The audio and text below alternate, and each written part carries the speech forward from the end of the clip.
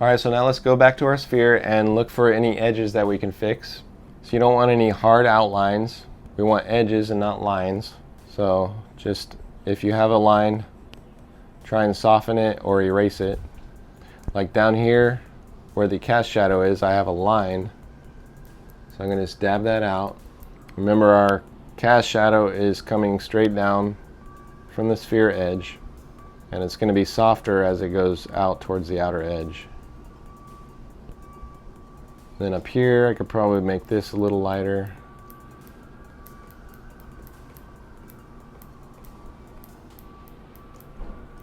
Again, we can just control this better as we do the final rendering process. Alright, so to finish up our sphere, we're going to add one more layer, and this layer is going to be darker, so grab your 2mm 4B lead holder, and we'll start by making the core shadow a lot darker. We're not going to dig into it by holding it close to the tip and digging into the grain. We'll have a nice texture on the paper. If you're using sketch paper or drawing paper, we'll start to see a nice texture come out because the dark graphite's not getting into the pits of the paper. We're not pressing down into it, so as the graphite glides across the paper, we'll start to see a nice texture form. So just lay in your core shadow. You can see I've got a little dark spot there, probably something either on my light pad or underneath this paper that I'm drawing on. But I'm just using the zigzag technique, slowly adding the value where the light is no longer directly hitting the sphere.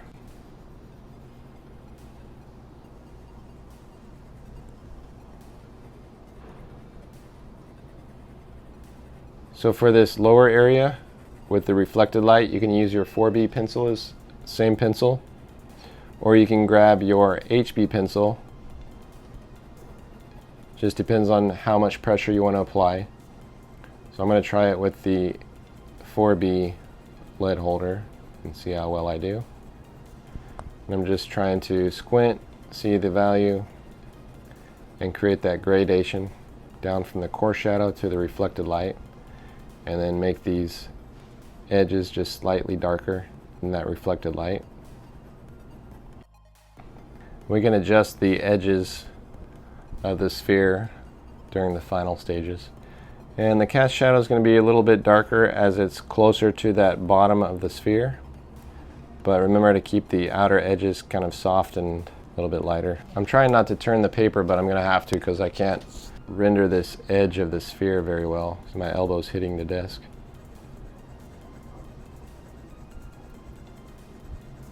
So just keep squinting till you get a nice gradation from the core shadow to the reflected light. It's looking a little darker over here, but let me add all the value in and we'll see where it ends up. Okay, I'm going to use the HB pencil for the top part. Gradate the midtones from the core shadow and the terminator towards the highlight area.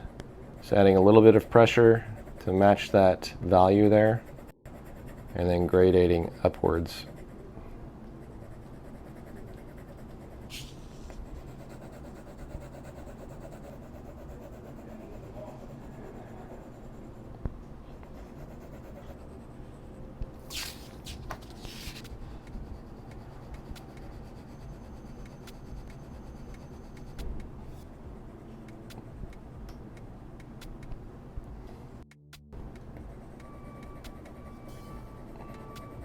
Feel free to use the 2H lead holder for this area up here.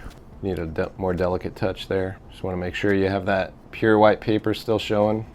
Again, this can be rough or it could be highly rendered. It doesn't matter. Just want to try and practice these techniques, learn the terminology and all that stuff. Then check right to left, make sure the value's even from right to left. So I'm going to lighten up this left side just a little bit because it's a little bit darker and it's right next to the edge, so it's creating more contrast than I want. And we definitely wanted to make sure that the reflected light area was darker than this midtone area, which it is. And you can make a point with your kneaded eraser, like this area that was dark, I can just dab that really dark area out. I'm going to make this occlusion shadow just a little bit darker. And lost edge is coming in. Just going to get rid of a little tiny dark spot. Just dab it out there. Alright, so let's just ghost in a ground plane in the background. And for that you can just simply, if you have phi calipers, you can use those and create it 0.618. This is the 0.618. And this is 1.618.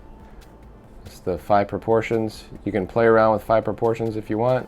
And I've got a worksheet for you that you can print out, download, whatever. And there's also a PNG file so you can mess around in Photoshop and mess with the phi proportions.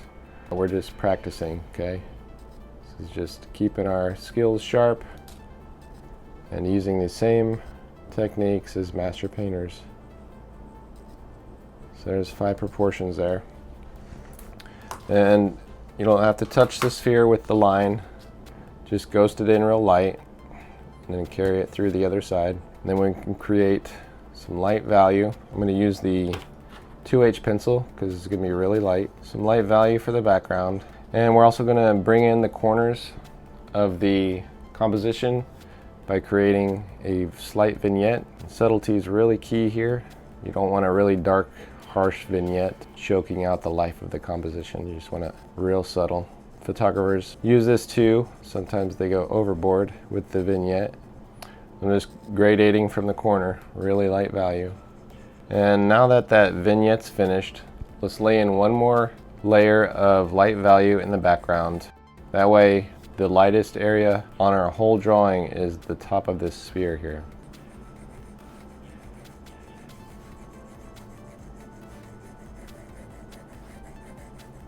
You can see I'm not very consistent in some areas, so you can just dab those out if you made the same type of mistakes there. Alright, so for this exercise that's good enough, and hopefully you're able to create something similar.